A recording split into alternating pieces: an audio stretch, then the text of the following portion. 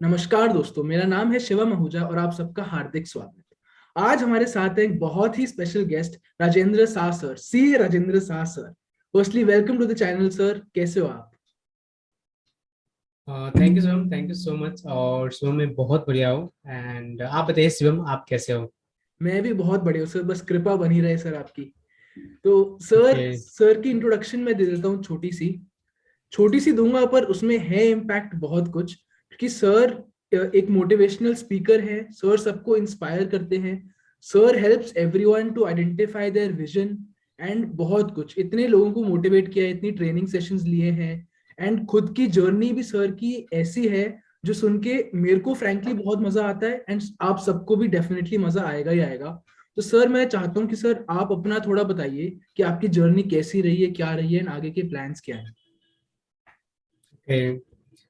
Thank you Shivam, thank you so much. और आगे की प्लान कोई नहीं, कुछ नहीं है भाई। सो पहले ये क्लियर कर दो। और हम देखिए यार, हर किसी का अपना जर्नी होता है और मुझे लगता है कि हर किसी की अपनी एक स्टोरी होती है, जिसमें मैं अपना स्टोरी शेयर कर रहा हूँ। तो बेसिकली यार, नॉर्मल जो एक सीए को लेकर हर किसी के मन में एक ड्रीम होते हैं ना कि मैं एक सीए बनना चाहता हूँ, सीए करना चाहता हूँ। तो उसी एनर्जी के साथ मैंने भी एंट्री लिया था इस सीए कोर्स में। बट सीपीटी आसानी से हो गया था। और आईपीसीसी ने पूरा दुनिया दिखा दिया। आईपीसीसी ने पूरा स्टार्टिंग से लेकर एक निचोड़ बता दिया कि ये सीए कोर्स होता क्या है, किन लोगों के लिए होता है, इसमें कितनी मेहनत करने की जरूरत है। तो जैसे आपको पता ही है कि मुझे इंटर के एग्जाम क्लियर करने में, जो इंटरमीडिएट कहते हैं उसको, पहले आईपीसीसी होते थे, मुझे 8 अटेम्प्ट लग गए, 8 attempts. So it was like कि ऑलमोस्ट मैंने 4 to 5 years में एक ही एग्जाम को दे रहा था। 4 साल तक एक ही किताब को, एक ही सिलेबस, एक ही टीचर। सो वहां से एक लाइफ में झटका लगा था, पहली बार जिंदगी में फेलियर को टेस्ट किया था, वो भी अर्ली एज में, क्योंकि स्कूल में तो कोई फेल होता नहीं है। हम्म। तो उस टाइम पे समझ में आया था कि कहाँ कहाँ पे मैं लैकिंग कर रहा हूँ, कहाँ कहाँ पे क्या चीज़ चल रहा है।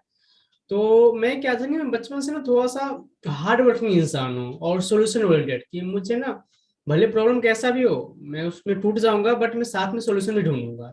मेरे में ये एटीट्यूड रहता है। हम्म। तो बहुत समय तक मोबाइल पे वीडियो देखना या motivational series, web series, movies वगैरह, बट इससे काम नहीं चला, इससे वो आंसर नहीं मिला। तो बाहर निकलना शुरू किया, जिसमें संदीप माहेश्वरी, विवेक बिंद्रा, स्नेह देसाई, हिमेश मदान, सोनू शर्मा और जितने भी सो कॉल्ड मोटिवेशनल स्पीकर का नाम सुना होगा ना, मैं उनसे पर्सनली मिला हूँ।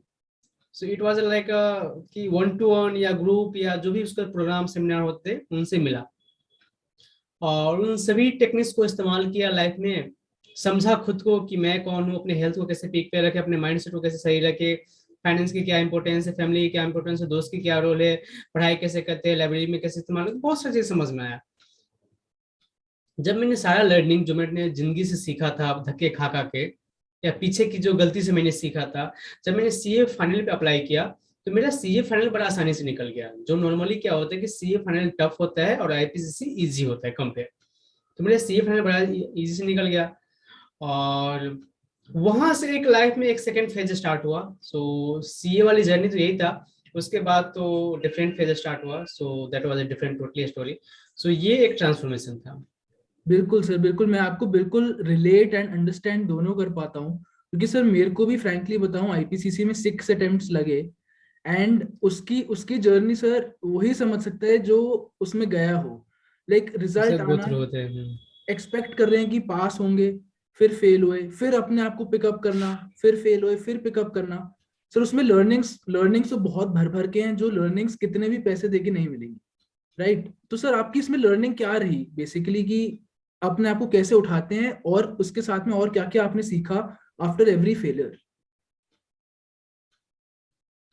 ठीक है यार, कहते हैं इंसान के सक्सेस एंड फेलियर दोनों से सीखता है। और खास करके फेलियर से ज्यादा सीखते हैं, डायरेक्टली सीखते हैं उससे। हम्म। तो हमें लगता है कि हर इंसान का ना अपना एक जर्नी होता है और तुम्हें उससे गुजरना पड़ता है। हर इंसान का अपना एक अपब्रिंगिंग होता है, एक माहौल होता है। और तुम किसी चीज का इंतजार मत करो कि कोई सिचुएशन आएगा, कोई दोस्त आएगा, कोई ऐसा माहौल बनेगा, कोई बदलाव आएगा और जिससे मेरी जिंदगी बदल जाएंगे। होते कि हम पर्टिकुलर ना वेट कर रहे होते हैं किसी न किसी चीज का, किसी न किसी मोमेंट का, फीलिंग का, सेंसेशन का कुछ ऐसा होगा ना, फिर जाके ऐसा होगा। तो मुझे एक वो गालिब का एक दोहा याद आता है कि मैं तो अकेला ही चला था गालिब, लोग जुड़ते गए और कारवां बनता गया। तो हम कारवां की सपना तो देखते हैं, बट हम चलना शुरू नहीं करते हैं। तो इंतजार करना बंद कर दो, कुछ होगा जिंदगी में। टू बी फ्रैंकली सब कुछ करना पड़ता है। करने से और होता सबसे बड़ी बात है कि आपको मेहनत करना पड़ता है, और अर्ली एज में हम उतना मेहनत करने की आदत होती नहीं है हमारी। 8 10 12 15 घंटे की मेहनत करने की आदत होती नहीं है। तो फर्स्ट ऑफ ऑल आपको हार्ड वर्क करना पड़ता है, और जब हार्ड वर्क करते हैं तो ऑटोमेटिकली आप में एक सेटिस्फेक्शन, एक धैर्यता, या सब कुछ आ ही जाते हैं। तो आप मेहनत करना सीखे, और सही लोगों की संगति में रहे स्टार्टिंग में, क्योंकि स्टार्टिंग में हमारा माइंड ना बड़ा तेजी से भागता है, छोटे छोटे चीजों को लेकर अट्रैक्ट हो जाता है। तो जैसे मैं फेल हो रहा था तो मुझे बुरा नहीं लगता था, क्योंकि मेरे आसपास के सभी दोस्त फेल हो रहे थे। तो ऐसे भी माइंडसेट हमारे काम करते हैं। राइट। तो सही लोगों की संगति में रहे, और ये भी समझे कि फेलियर भी एक हिस्सा ही लाइफ का, क्योंकि जहाँ पास है वहाँ फेल है। ये कंसेप्ट ऑफ ड्यूलिटी है कि जहाँ पे एक साइड होते हैं, एक ही सिक्के के दो पहलू होते हैं। तो शायद आप सक्सेस का भी मजा तभी ले पाएंगे, टेस्ट तभी ले पाएंगे, जब अपने फेलियर का वो झटका देखा हुआ है। जिसको स्मूथली मिल जाती है तो उसके लाइफ में वो उसका रस भी नहीं होता, राइट। तो आपको प्योर वाले हनी वाले टेस्ट चाहिए, तो आपको उस तरीके से गुजरना पड़ेगा।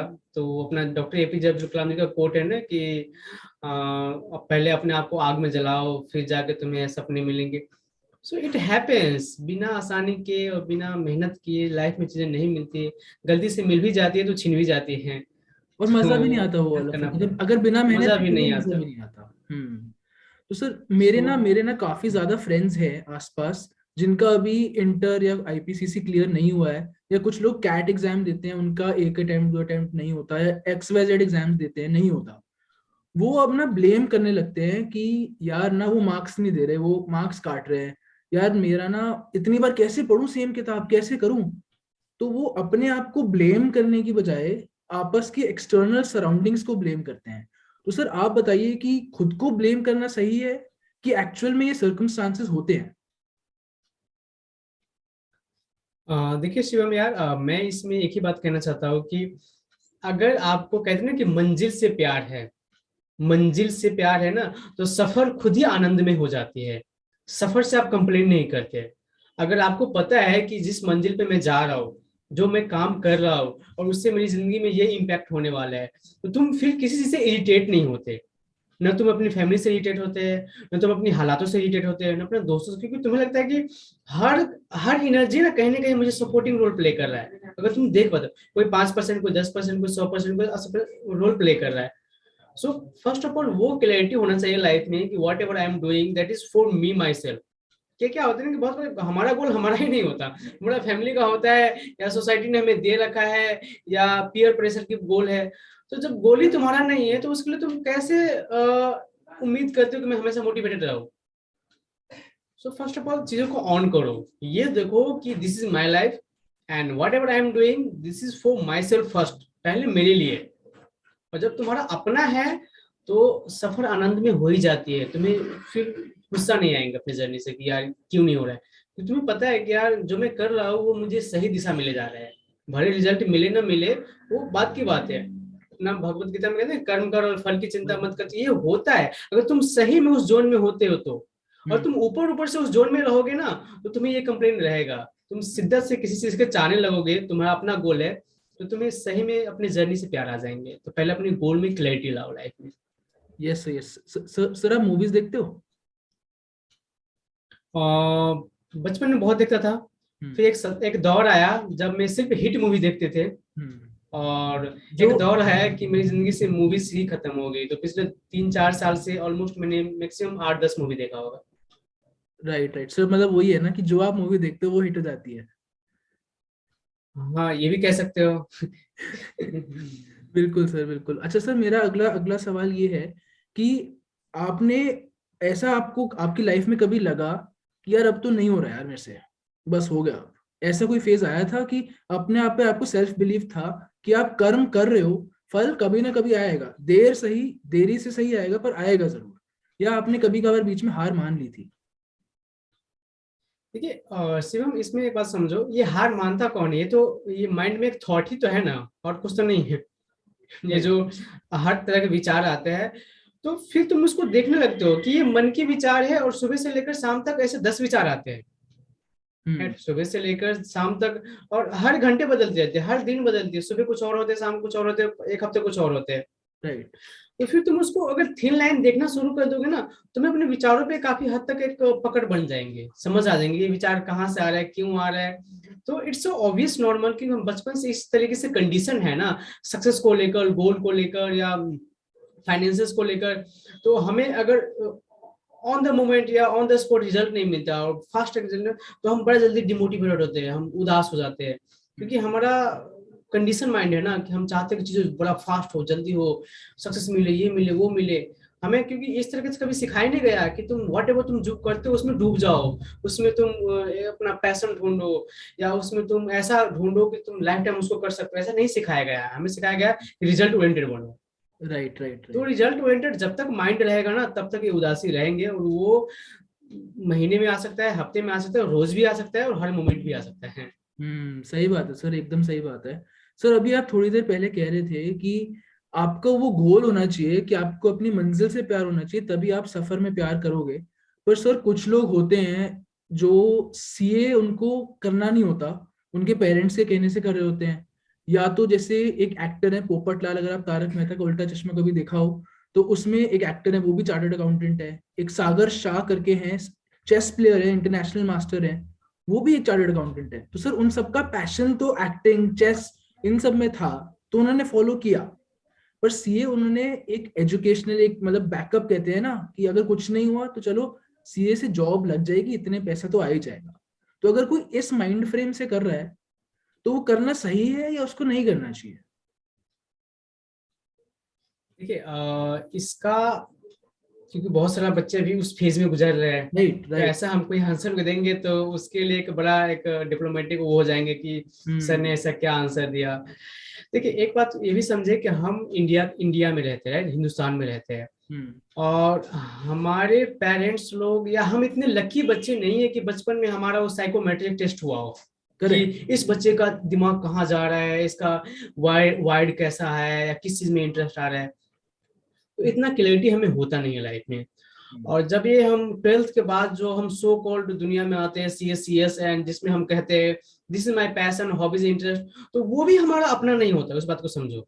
हम्म। क्योंकि हमें पढ़ाई में बहुत सारे बच्चे क्वेश्चन रेज करते हैं, पढ़ाई में इंटरेस्ट नहीं आ रहा हो, इसमें इंटरेस्ट आ रहा है। हम्म। बट मैं ये बता दूं कि जिसमें तुम इंटरेस्ट कह रहे हो ना, वो भी तुम्हारा अपना इंटरेस्ट नहीं है, वो भी तुमने किसी को देख के इंस्पायर हुए करेक्ट। हो, करेक्ट। या करेक्ट। तुमने, ये तुम्हारा अपना है ना, वो तुम्हारा अपना है। हम्म। तो उस टाइम पे सेफ साइड यही, इसीलिए हमारे पेरेंट्स लोग कहते हैं कि एक प्रोफेशनल डिग्री तुम्हारे पास रहेगा, तुम्हें ब्रेड एंड बटर को सरवाइव करने में दिक्कत नहीं होंगे, क्योंकि अभी तुम्हें लाइफ में उतना क्लैरिटी नहीं आया है कि तुम्हें चाहिए क्या। हम्म। तो तुम अचानक कोई बड़ा डिसीजन ले लोगे तो तुम्हारे लिए प्रॉब्लम हो सकते हैं। तो हम्म। आप अपने प्रोफेशन को कैरी करें, और 24 घंटे की टाइम होती है, अपने लाइफ में क्लैरिटी लाए, और जितना जितना क्लैरिटी लाएंगे, आप ये नोटिस करेंगे कि आपका प्रोफेशन भी आपको हेल्प कर रहा है अपने पैशन को फॉलो करने में। प्रोफेशन कभी बैरियर नहीं बनेगा। What right. Ever I am doing in my life, just because my CA degree, although मैं सीए का टू सो कॉल्ड काम नहीं कर रहा हूँ, राइट। बट सीए की वजह से मैं बहुत कुछ कर रहा हूँ। तो जब आपके लाइफ में क्लैरिटी आएंगे, तो मैं बता कि हर चीज आपको हेल्प करने लगते हैं। हम्म। तो बीच में चीजों को छोड़ना नहीं होता, छोड़ना इट्स लाइक अपने रिस्पॉन्सिबिलिटी से पीछे मुड़ जाना। इवन मेरे मन में बहुत से विचार ऐसे फाइनल के टाइम पे कि दिस इज टू मच, जब इंटरेस्ट ही नहीं है तो क्या करे, ऐसा करे वैसा करे। सो देखिए, मेहनत तो हर जगह करना पड़ता है। अगर आप लाइफ में इतना ही क्लियर है, इतना ही पैशनेट है, इतना ही एनर्जी है, तो एक बार करके दिखा दीजिए कि अगर मैं सीए कर सकता हूँ तो दुनिया में कुछ भी कर सकता हूँ। राइट।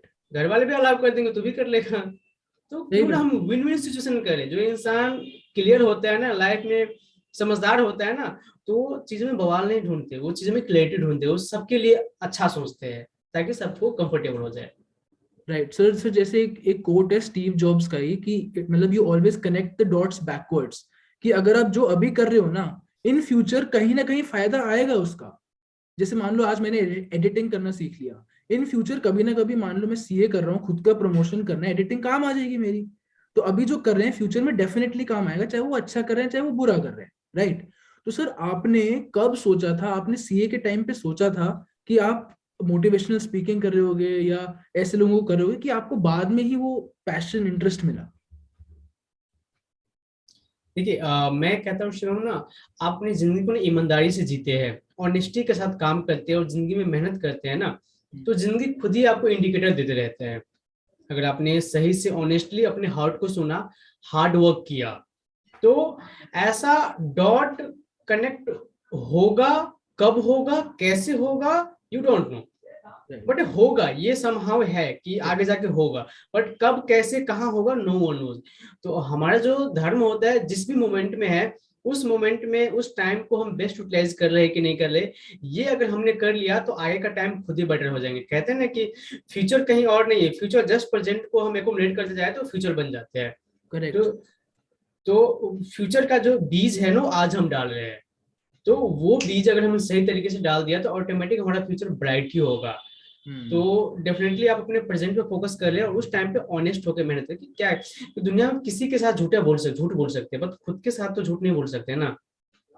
तो खुद के साथ ऑनेस्ट रहे, खुद के साथ डिसऑनेस्ट ना रहे, और ऑनेस्टी के साथ जिंदगी में अगर आप जी रहे हैं, काम कर रहे हैं, मेहनत कर रहे हैं, तो डेफिनेटली आपका सारा डॉट कनेक्ट होते हैं, और वो डॉट कनेक्ट होते हुए आपको दिखेगा भी, आपको फील भी होगा कि मैं उस टाइम पे ये जो टास्क किया था जस्ट बिकॉज ऑफ दैट, कि मेरे लाइफ में ये क्लियर किया, ये समझ आया और मैं ये कर।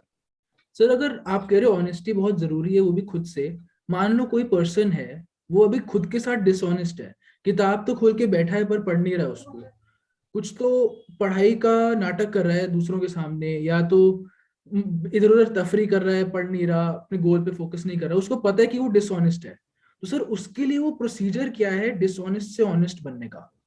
बस खुद को बोलना है कि, और इज एनीथिंग स्पेशल रिक्वायर्ड? यार वो जो डिसऑनेस्ट होते हैं ना, झलक पता तो उसको भी होते हैं, बट बेचारा मजबूर होता है अपने हैबिट्स को लेकर, अपनी कंडीशन को लेकर, या अपनी सराउंडिंग को लेकर, या अपने नेम में जो अपने माइंड में 10 चीजें उसने पकड़ रखा होता है। सपोज पता तो हर किसी को होता है कि मोबाइल पे मैं स्वाइप कर रहा हूँ, राइट, 2 घंटा हो गया, 3 घंटा हो गया, और अंदर से एक छोटा सा आवाज भी आ रहा होता है, हल्का सा आवाज होता है कि यार ये गलत हो रहा है, ये 2 घंटा हो गया, ये 4 घंटा हो गया।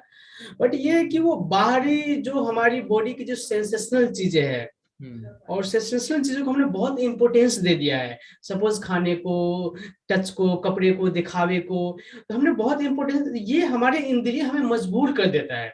फिर हम कई बार चाह के भी अपने जोन से हम लोग कुछ कर नहीं कर पाते। सपोज हमने, कहते हैं कि किसी मार्केट में जब गए और हमने कुछ क्रेविंग चीजों का स्मेल सुना या खाने पीने का, तो हम चाह के भी रोक नहीं पाते, ऐसा लगता है कि हम फेंट हो रहे, कुछ ऐसा हो रहा है। तो उस कंडीशन को अगर तुम देख पाओगे कि मैं कितना मजबूर हूं अपने ही शरीर को लेकर, मेरा शरीर ही मेरे हावी हो रहा है मेरी जिंदगी के ऊपर, तो फिर उसको काटना इजी हो जाएंगे। तो इसीलिए कहते हैं कि सेल्फ इंट्रोस्पेक्शन, सेल्फ ऑब्जर्वेशन, इसको करोगे तो तुम देख पाओगे कि तुम्हारा इंद्रिय, तुम्हारी थॉट, तुम्हारी कंडीशन या तुम्हारे बिलीफ कैसे तुम पे हावी हो रहा है, चढ़ रहा है। उसको देख लोगे तो तुम्हारे लिए इजी हो जाएंगे उसको नलिफाई करना, उसको कमजोर करना। तो पहले 4 घंटे चला देते हैं मोबाइल, अब वो 3 पे आएगा, फिर 2 पे आएगा, फिर 1 पे, बट पहले होश में तो आओ। Right sir. तो सबसे पहले क्या, तो होश में आ जाए इंसान ना, तो ऑटोमेटिक सब कुछ पॉसिबल है लाइफ में। Absolutely sir, absolutely. मतलब फर्स्ट स्टेप है बीइंग कॉन्शियस अबाउट थिंग्स, कि एटलीस्ट पता तो लगाओ कि हाँ आप स्वाइप कर रहे हो, आप उसको एक नाम दे दो, हाँ मैं स्वाइप कर रहा था अभी। अब वो सबकॉन्शियस लाइफ ऑटोमेटिक मोड में चल रही है, उससे हटके समझो कि अच्छा ये हो रहा है, ये हो रहा है, ये हो रहा है।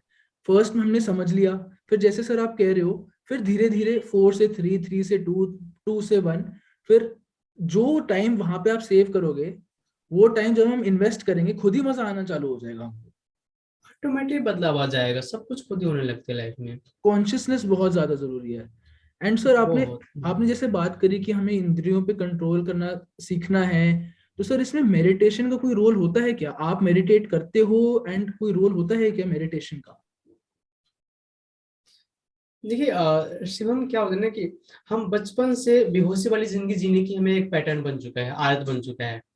हमने कभी अपने आप को 10 मिनट, आधे घंटे, 1 घंटे बिना मोबाइल के, बिना किसी थॉट के, बिना किसी इंसान के, हमने अपने आप को कभी दिया ही नहीं। करेक्ट। तो ये मेडिटेशन एक टूल है जिसके थ्रू हमें सेल्फ ऑब्जर्व करने में या सेल्फ इंट्रोस्पेक्शन करने में या खुद को समझने में एक इजी हो जाती है। तो हम ऐसे भी नहीं बैठते कभी, तो कम से कम मेडिटेशन के बहाने तो बैठ गए। Right sir. तो इसीलिए हमें उससे हेल्प मिल जाती है मेडिटेशन से, कि हम जिस टाइम पे हम कुछ नहीं कर रहे हैं, मोबाइल भी नहीं चला रहे और इवन मन में भी कुछ नहीं सोच रहे हैं, सिर्फ देख रहे हैं, अपने आप को देख रहे हैं, अपनी ब्रीदिंग को देख रहे हैं, अपने थॉट को देख रहे हैं। तो इससे काफी, जब चीजों को जब देखना शुरू कर दोगे ना, तो ऑटोमेटिक वो ना तुम्हें समझ में आ जाएंगे कहाँ पे क्या चल रहा है, कैसे नहीं चल रहा है। सो फर्स्ट ऑफ ऑल की तो मेडिटेशन से हमें ये होता है कि हम चीजों को देखना शुरू कर देते हैं और हेल्प मिलता है, नो डाउट। स्टार्टिंग में मेडिटेशन एक ऐसा टूल्स बनता है जो आपके मन को शांत करता है, आपको अपने हालात को दिखाता है। सो स्टार्टिंग आपके लिए बहुत एक अच्छा हो सकता है कि मेडिटेशन शुरुआत करें। Absolutely sir. सर जैसे कहते हैं ना कि सर एक क्वेश्चन यही है मेरा कि सर मान लो मैं मेडिटेशन करना स्टार्ट कर रहा हूँ और फोन दूर कर दिया, सब लोगों से दूर हो गया, मैं बैठ गया यहाँ पर, मन में डीप ब्रीदिंग स्टार्ट करी मैंने, ब्रीद इन ब्रीद आउट, मेरा माइंड कहीं ना कहीं जाएगा और वो जाता है ना, तो थोड़ा दिल में डर सा लगता है कि यार मैं अकेला हूँ सब, अरे भाई मैं अकेला हूँ, क्योंकि आदत तो है नहीं जैसे आप कह रहे हो। तो ये जो अकेलापन, ये जो दिल में अजीब सा होना, ये भी ओवर टाइम से चले जाता है ना मेडिटेशन से। पहले दिन जो करूंगा और जो से 50th डे करूंगा, 50th डे बहुत अच्छा लगेगा ना। ये क्या है ना कि हमने कभी अपने आप को फेस नहीं किया है, सच्चाई तो यही है जो तुमने बताया ना कि सर वो एक खालीपन, एक तन्हाई, एक सूखापन, एक घबराहट आते हैं।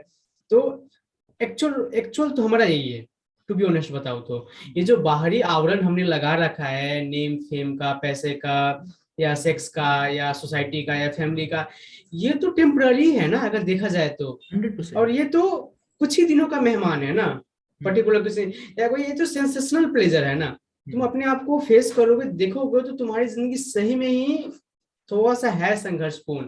इसीलिए गौतम बुद्ध जी कह के गए थे, जिंदगी तो दुख है ही, राइट।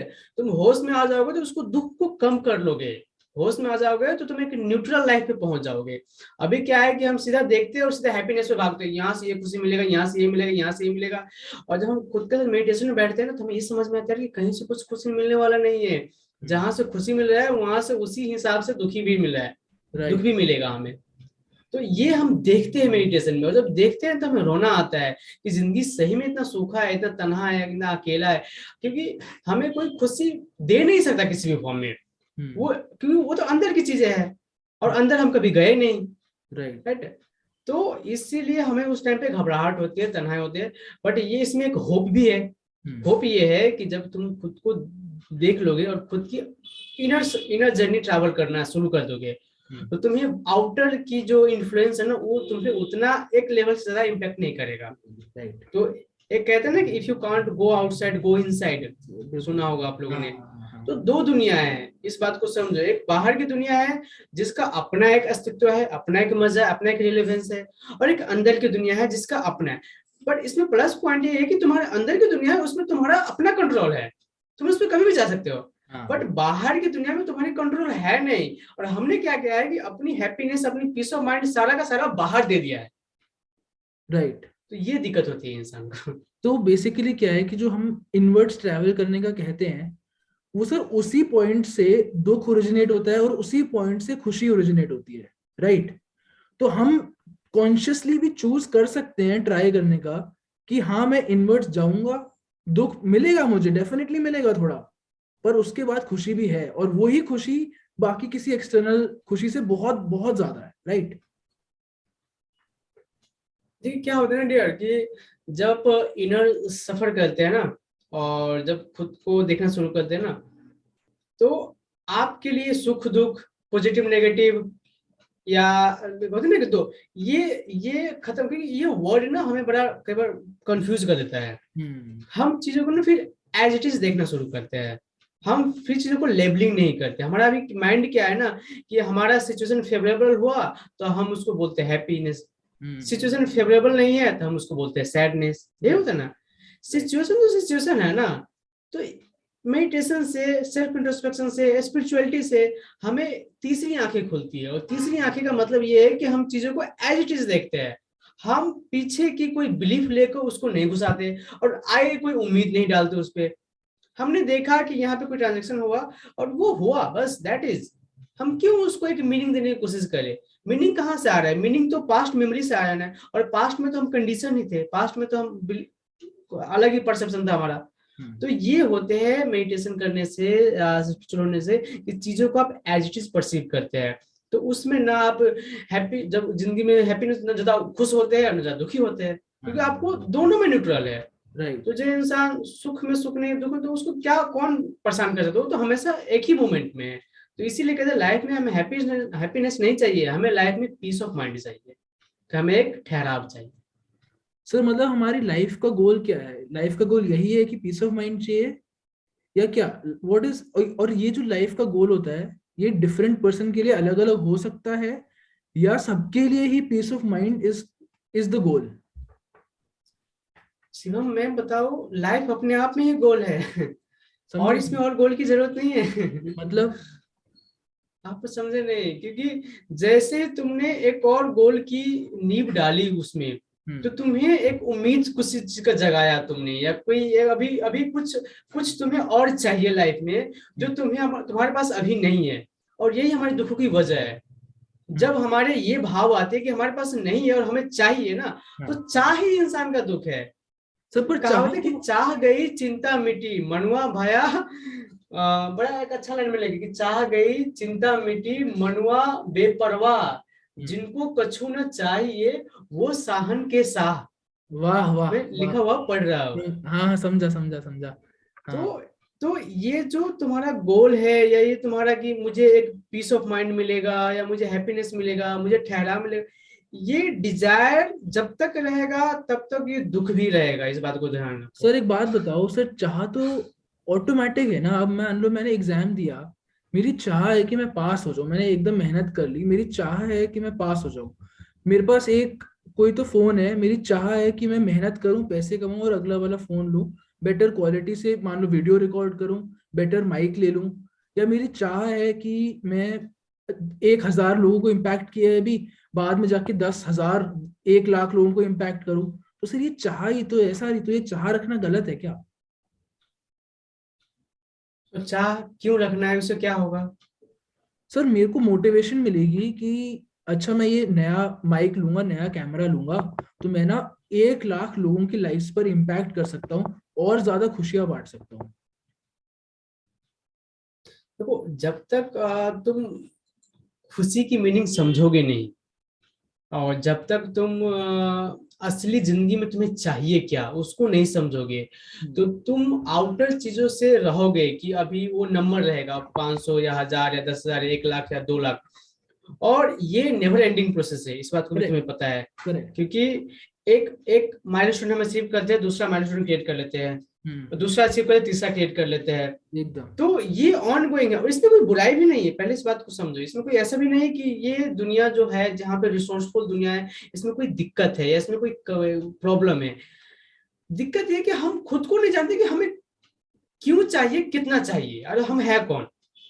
क्यों चाहिए? हाँ। वो चीजें तो अपनी जगह पे सही है, वो उसमें कोई बुराई नहीं है, वो घर भी सही है, वो कार भी सही है, वो सड़क भी सही है। बट हम कौन है जिसने उस कार के साथ अपना रिश्ता बना लिया है, जिस घर के साथ रिश्ता बना लिया है, जिस सड़क को कहते हैं कि हम हमारा सड़क है, हम टैक्स पे करते हैं। तो ये जो मैं की अहम आती है, ये जो तुम्हारे अंदर की एक मैं जागता है ना, कि अहंकार जागता है कि मैं कर रहा हूँ, मैं हो रहा है, तो उस टाइम पे इंसान को दुख मिलता है। तुम करो, बस अपने अंदर से ये फीलिंग हटा दो कि मैं कर रहा हूँ, ये सोचो कि बस चीजें हो रहा है और ये मेरे थ्रू हो रहा है, तो अच्छी बात।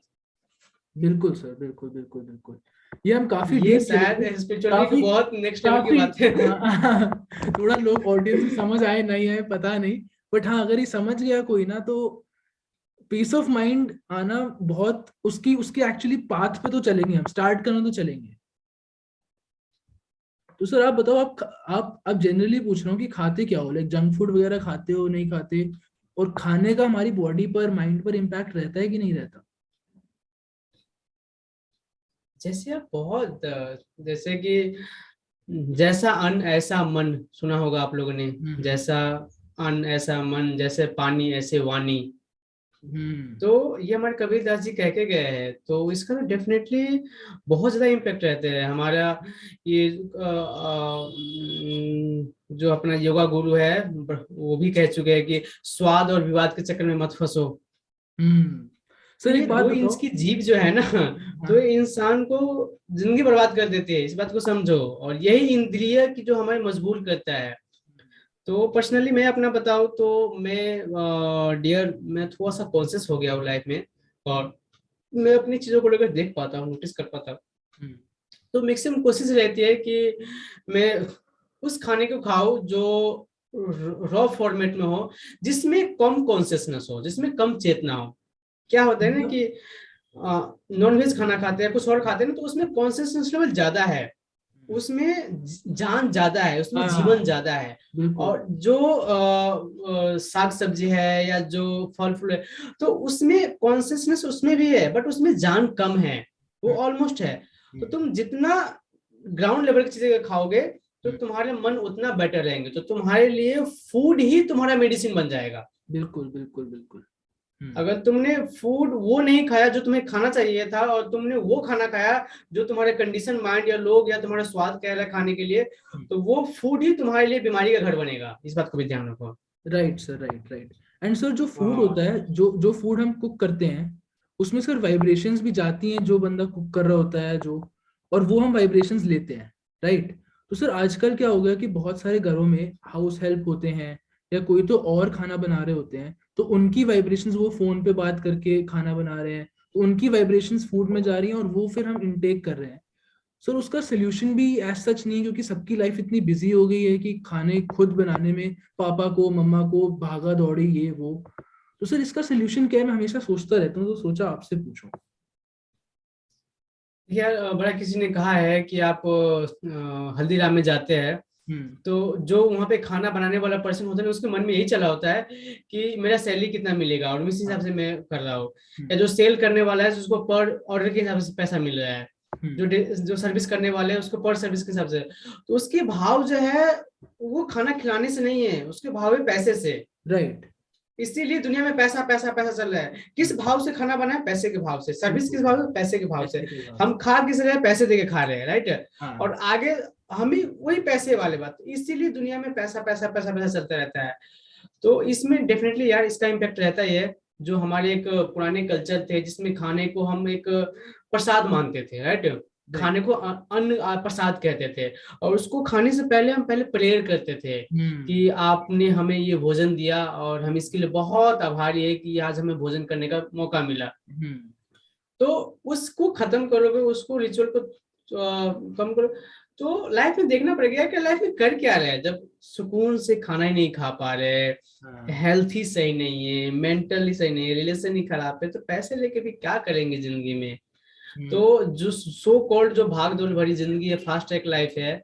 और हम अगर मैथमेटिकल भी देखें ना कि हम्म। हमने क्या पाया क्या खोया, कितना बचाया और कितना नुकसान हुआ, तो तुम उस टर्म में भी देखोगे तो तुम बहुत लॉस में हो। इस बात को समझो कि तुमने मान लें कि पर्सन हेल्दी खाना खाते हैं और 70-80 साल जीते हैं और हेल्दी हार्ट सब कुछ है, बॉडी है, ठीक है। और एक पर्सन अनहेल्दी खाना खाते हैं, भाग दौड़ वाली खाना खाते हैं, होटल वगैरह वगैरह के खाते हैं, और उसको 40 साल में आकर हार्ट अटैक हो जाते हैं, 50 में आकर उसको प्लेट चेंज होते हैं, 60 में आकर उसको ये चेंज होता है। तो फाइनेंशियली भी तुम लास्ट में वही हिसाब पड़ जाती है। और राइट। उसे और जिंदगी अलग से एक दुखी रहती है जिंदगी। हाँ हाँ हाँ। तो अल्टीमेट हमें ज्यादा तो कुछ नहीं चाहिए होता लाइफ में खुश रहने के लिए। एक फिजिकल हेल्थ बहुत अच्छा चाहिए, एक मेंटल हेल्थ चाहिए, मेंटल में क्लैरिटी चाहिए लाइफ में, राइट। राइट। आसपास के रिश्ते हमारे सही चाहिए चाहिए, हाँ यही चाहिए होता है। इसके लिए कोई ज्यादा ताम झाम की जरूरत नहीं है। बाकी चीजें आ जाए जितनी में, इट्स ओके, उसमें कोई दिक्कत नहीं है। बिल्कुल। बट पहले इन चीजों को तो ठीक करो। एकदम सर, एकदम एकदम एकदम। सर अभी आप थोड़ी देर पहले कबीर दास जी के बारे में बात कर रहे थे, तो सर उनका एक एक वो याद आ रहा है मेरे को कि कल करे सो आज कर, उन्होंने ही बोला है ना वो, कल करे सो आज करे सो अब। सर अगर मैं कल का भी काम आज कर दूंगा तो कल क्या करूंगा?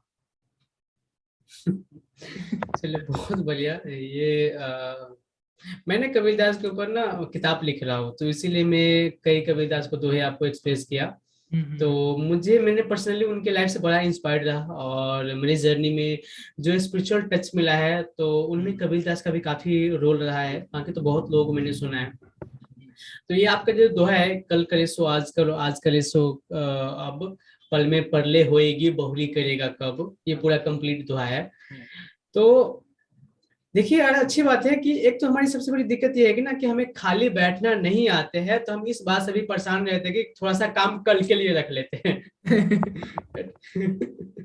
क्योंकि हम वही बात आ जाएगी ना, हमने खाली बैठ के अपने आप को फेस करना सीखा नहीं है, राइट राइट। या हम फेस नहीं कर पाते अपने आप को।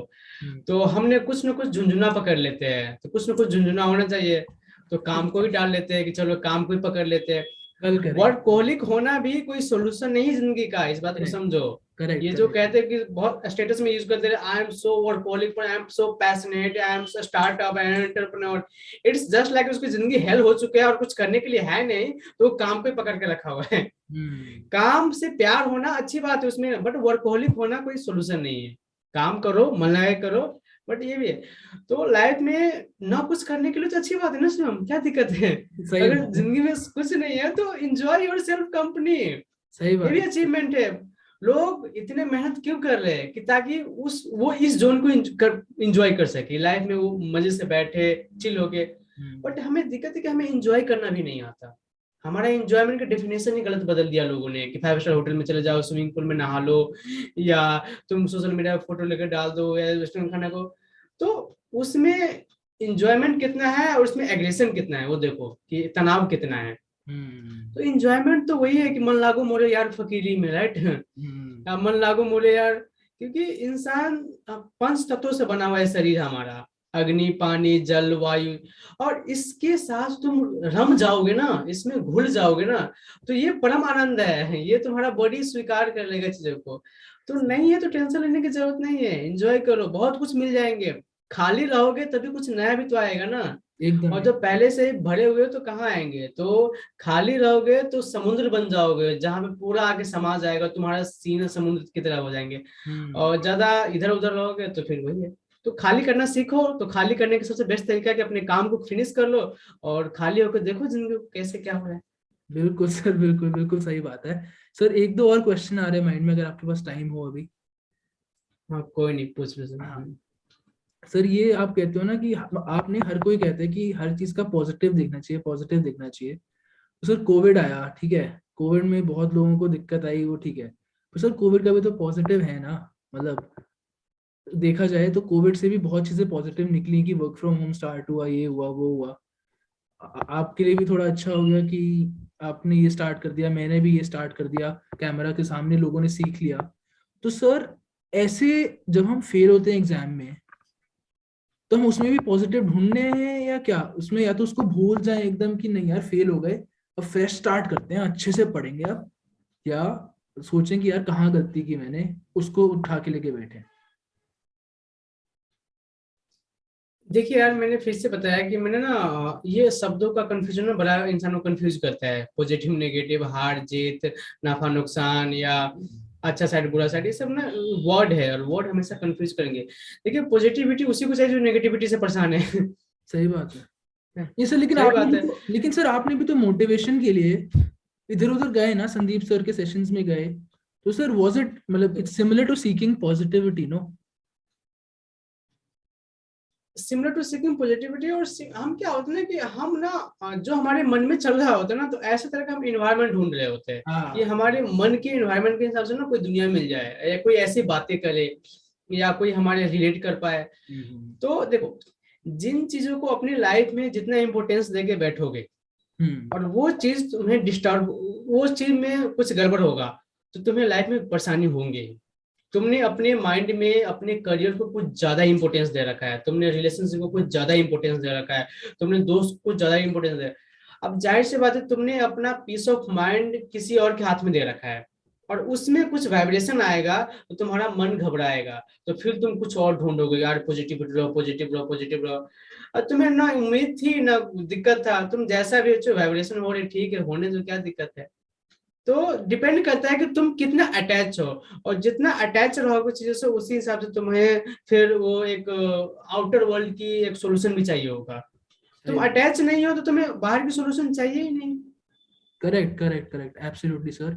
सर आज का आखिरी क्वेश्चन, आखिरी प्रश्न आपके लिए, सर वो ये है कि आज का सेशन कैसा रहा sir? Thank you Shivam, thank you so much and अच्छा लगा यार, बहुत बढ़िया लगा आपसे बात करके एंड थैंक यू, आपने तो फिर से हमें करते हैं इनवाइट सर किया अपने कुछ, यूट्यूब चैनल पे। ऐसे फिर से करते रहेंगे सर। आज बात करके आपसे बहुत मजा आया सर। जरूर यार, कोई दिक्कत नहीं। और हम चाहते हैं यार कि जिस तरीके से हम अपने लाइफ में क्लियर क्लियर नहीं थे, हमें पता नहीं था कि लाइफ में क्या है क्या नहीं है, आगे क्या होगा क्या नहीं होगा, बहुत टूट गए थे, बिखर गए थे, बहुत धक्के खा के ये इस लेवल पे लायक बना हूँ। बहुत कंफ्यूज थे जिंदगी, तब जाके इतना क्लैरिटी मिला है। बहुत डिमोटिवेटेड थे, तब जाके आप एक ठहराव आया है। तो किसी का भला हो जाए, जो इस फेज से गुजर रहे हैं, जो इस दौर से गुजर रहे हैं, उसके लाइफ में क्लैरिटी मिल जाए, तो इससे अच्छी बातें क्या हो सकता है। क्या तुमने पूछा ना कि लाइफ की पर्पस क्या है? लाइफ की पर्पस यही है कि जिस चीज को तुम स्वाद चख लेते हो ना जिंदगी में, उसको तुम एक्सपेक्ट करना चाहते हो। तुम्हें जिंदगी में समझ में आ गया कि ना कि एक एक पीसफुल जिंदगी जिया जा सकता है, एक खुशहाल जिंदगी जिया जा सकता है। उसी को मैसेज को स्प्रेड कर रहे हैं कि यार बाकी लोग दुखी ना हो, क्योंकि दुखी होने का कोई रीजन नहीं है। राइट। तो इसी मैसेज को स्प्रेड कर रहे हैं। So thank you so much and अच्छा लगा एंड डेफिनेटली हम इसको कर सकते हैं। बिल्कुल sir, thank you so much, thank you everyone for listening. अगर आप यहाँ तक हैं अभी भी, तो सर के चैनल के लिंक्स नीचे दिए हुए हैं, सर को भी फॉलो कर लो, सर की जर्नी और फॉलो करो, देखते हैं सब लोग साथ में ग्रो करते हैं। Thank you so much sir, thank you so much, bye bye. Thank you so much, thank take you. Care, bye bye.